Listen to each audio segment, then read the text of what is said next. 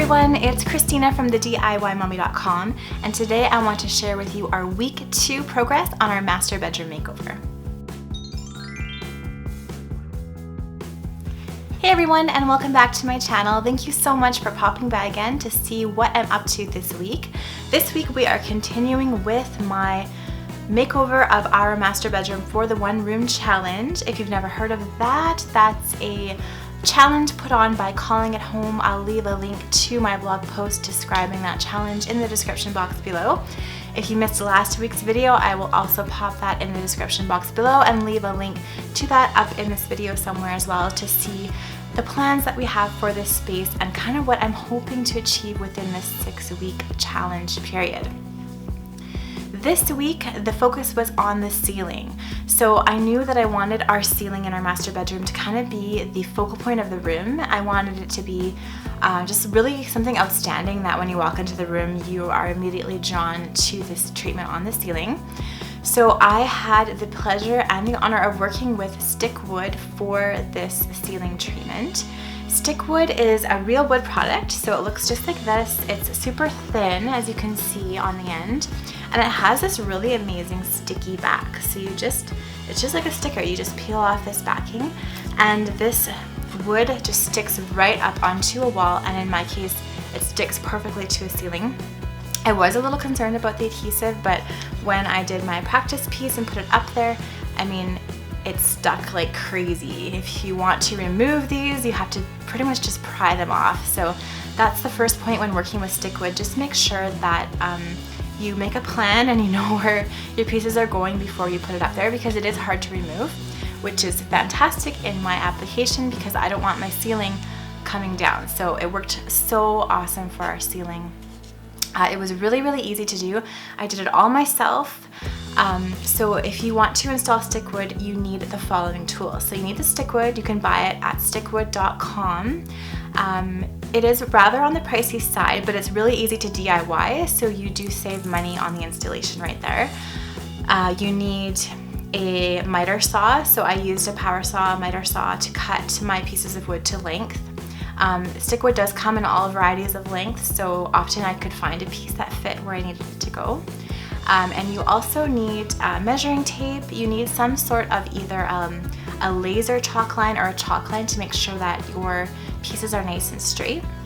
And then you also need a smaller cutting tool. I have just a little hand saw that I use to cut smaller areas. Like if you're using, you need something to go around an outlet, or in my case, I needed to cut pieces that went around my light fixture and my vents. So a small hand saw or even a utility knife works as well because the material is so thin. So let me show you how I installed Stickwood on our ceiling to make our ceiling kind of this amazing rustic French country focal point of our bedroom. Let's get started. To start this project, I decided to begin from the center of my ceiling so that I would have equal amounts of wood at the ends of each of my ceiling sides. So I basically just measured from each side of my ceiling, marked where the center of my ceiling was, and then I used my little laser chalk line, well actually my husband's laser chalk line, to make sure that when I was putting up my pieces of stickwood, they were nice and straight. And then I just chose pieces of wood that were staggered. So I have some smaller ones mixed with some longer ones, and just made sure that the seams weren't in the same place every time. So basically you just simply plan out where you want the stickwood to go. Then I personally peel off 2 of the 3 sticky parts at the back of the wood, and then place the wood in the position that I want. And then once the wood is positioned on, in my case, the ceiling, I peeled off that 3rd piece of sticky tape, and I pushed the piece of wood up to where it needed to go. You can also use a rubber roller or even an old paint roller just to push that wood onto your wall or onto your ceiling after you've placed it. I found that just pushing with my hands all along the piece of wood adhered it nicely to the ceiling.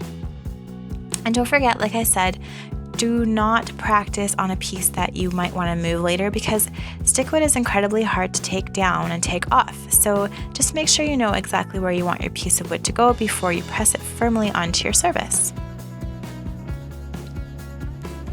So as I went along, I did about 3 rows, and then I would take out my laser chalk line again and just ensure that I was still straight.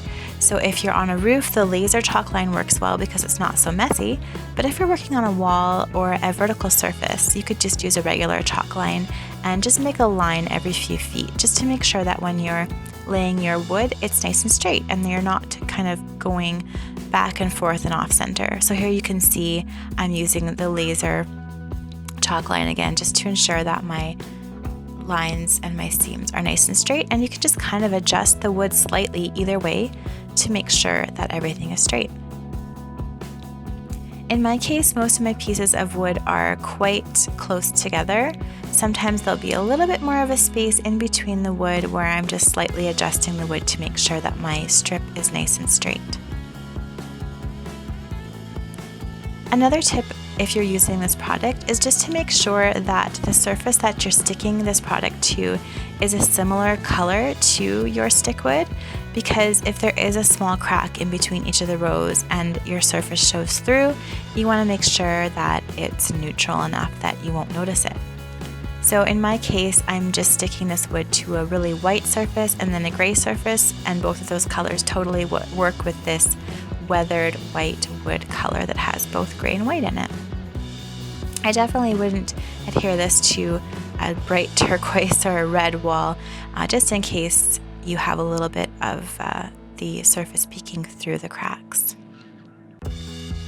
This process took me approximately 6 hours altogether. Our ceiling is about 100 square feet. And then I also decided to do the vertical sections of the tray just to kind of give it a really textured and interesting look. So I cut some wood sections to about 10 inches long, and I just put them all around this vertical part of the tray. I did leave a couple inches at the bottom of the tray because I want to trim this out with crown molding.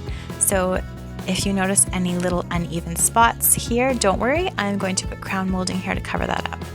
So that's going to be what we're doing this next week, is just painting and trimming out this beautiful wooden ceiling. And there it is, it's all finished, and I am so happy with how this looks. I think it gives this room so much character and so much texture, and I really can't wait to trim it out and paint the rest of the room.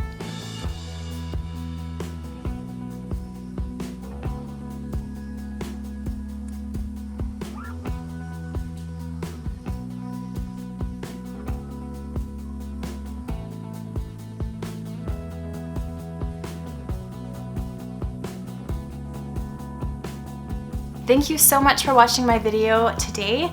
Thank you so much to Stikwood for partnering with me on this DIY.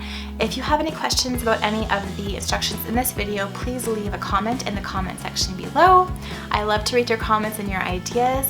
If you like this video, don't forget to give it a thumbs up. And if you want to subscribe to my channel for more DIYs and to keep updated on this master bedroom makeover, make sure to subscribe to my channel. Thanks so much, and I'll see you all next week. Bye.